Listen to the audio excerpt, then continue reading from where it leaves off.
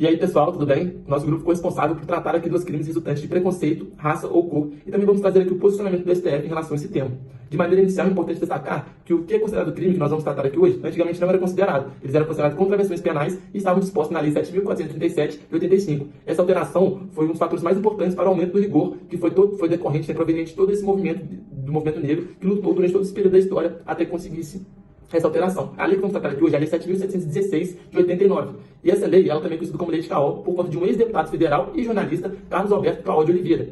Ele foi um importantíssimo militante no movimento negro e ele também participou da Assembleia Constituinte que redigiu a Constituição Federal de 88. E além disso, o ponto mais importante dele em relação a esses crimes é que ele foi o autor do inciso 42 do artigo 5º da Constituição Federal, que tornou o crime de racismo um crime inafiançável e imprescritível. Falando agora um pouco mais sobre a lei de racismo em si, vou abordar aqui o artigo 20 da lei, que quer dizer o seguinte: praticar, induzir, incitar a discriminação ou preconceito de raça, cor, etnia, religião ou procedência nacional.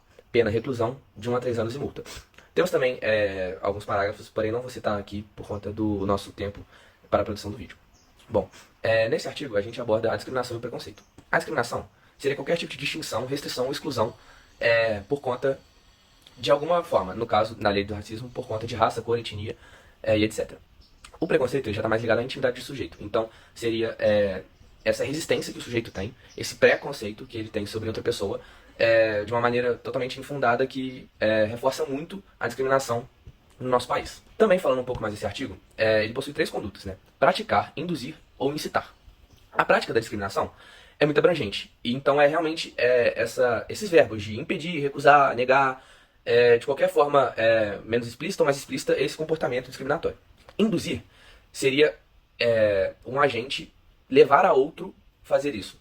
Então seria ele motivar outra pessoa a fazer isso. E incitar seria ele provocar, desafiar, estimular uma predisposição que já existe. Então uma pessoa que já poderia vir a cometer algum ato discriminatório ou racista, e essa pessoa fica lá estando, faz isso mesmo, fala desse jeito. E é isso é o abordado no artigo 20. Cabe destacar, inicialmente, a alteração legislativa promovida pela Lei 14.532 de 2023, que alterou tanto o Código Penal quanto a Lei dos Crimes de Preconceito, a Lei CAO. A princípio, o que essa alteração legislativa fez? Ela basicamente retirou o crime de injúria racial do Código Penal. Isso mesmo, aquele crime previsto pelo artigo 140, parágrafo 3º, agora foi transportado para a Lei dos Crimes de Preconceito, em seu dispositivo 2A. Só que agora com uma pena maior, uma pena mais elevada, que anteriormente era de 1 a 3 anos, agora passa a ser de 2 a 5 anos de multa. E como muito bem abordado pelos meus colegas de grupo anteriormente, o crime de racismo ele é considerado um crime inafiançável e imprescritível. Isso por determinação constitucional. Porém, a injúria racial ela não se enquadrava nesse modelo. Com o objetivo de pacificar o tema, o STJ e o STF buscaram equiparar o crime de injúria racial ao crime de racismo, tornando, por entendimento jurisprudencial, um crime imprescritível e inafiançável. Contudo, essa alteração legislativa não era vinculante. Então, o que acontecia era de muitos delegados arbitrarem fiança ao entender um crime de injúria racial. E o que gerava muita polêmica, pelo fato do agente responder em liberdade.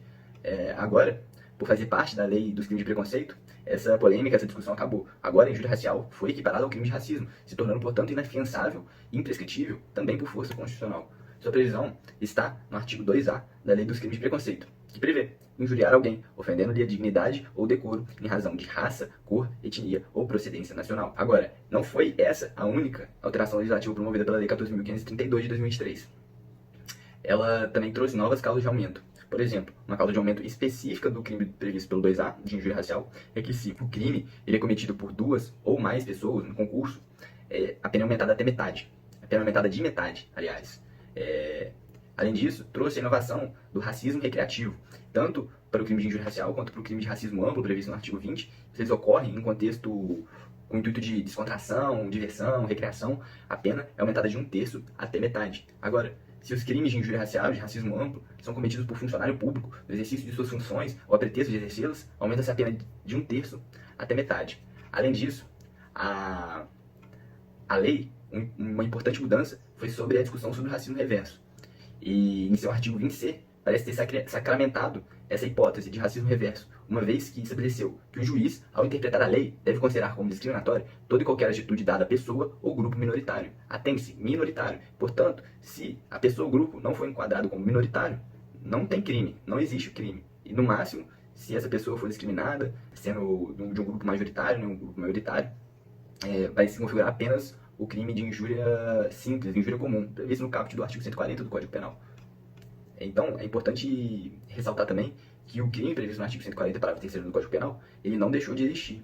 Porém, agora abarca somente os preconceitos que envolvem religião, condição de pessoa idosa, o chamado etarismo, e a condição da pessoa com deficiência, que é o chamado capacitismo. Portanto, o tipo penal ficou da seguinte forma: se a injúria consiste na utilização de elementos referentes à religião, origem ou condição de pessoa idosa ou portadora de deficiência, reclusão de 1 a 3 anos e multa.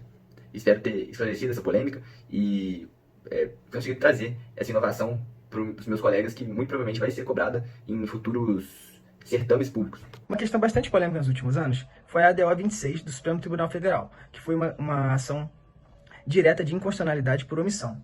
Essa ação, que foi interposta pelo Partido Popular Socialista Brasileiro, teve como objetivo que o Supremo Tribunal Federal declarasse o Congresso Nacional Brasileiro omisso de suas funções constitucionais ao deixar de legislar a respeito da discriminação dos homossexuais e transexuais.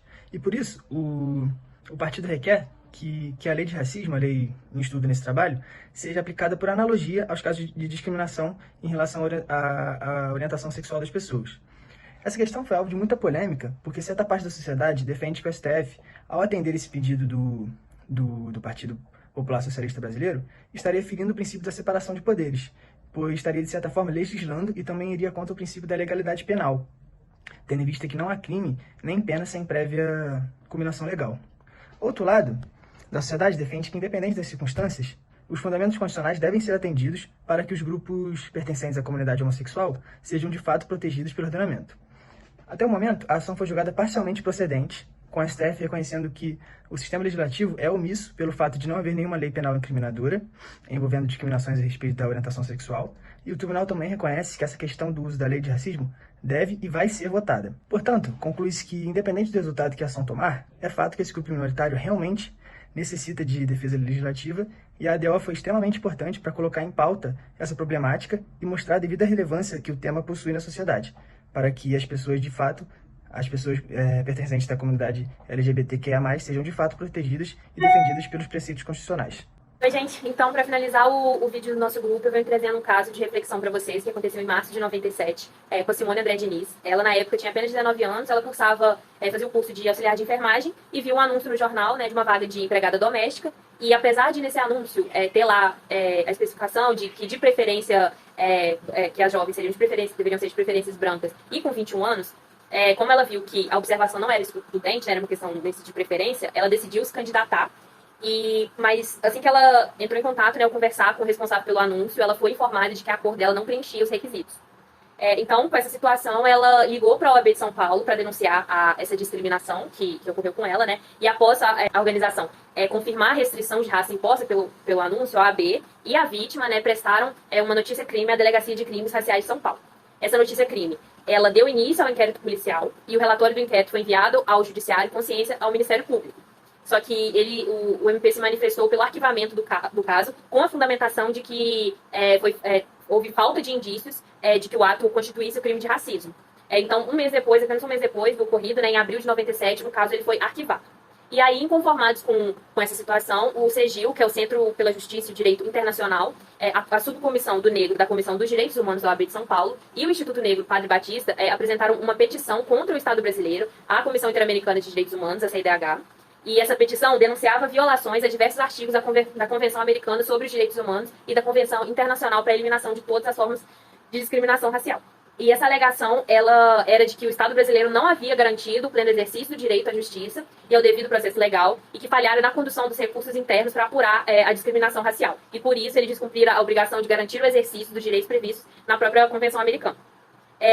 Só em 2006 a CIDH concluiu, no relatório 66/06, que pela responsabilização do Estado brasileiro e efetuou 12 recomendações ao Brasil, que entre elas a de reconhecer publicamente a responsabilidade pela violação dos direitos humanos da Simone, e conceder apoio financeiro à vítima para que ela pudesse iniciar e concluir o ensino superior, além do pagamento de indenização por danos morais.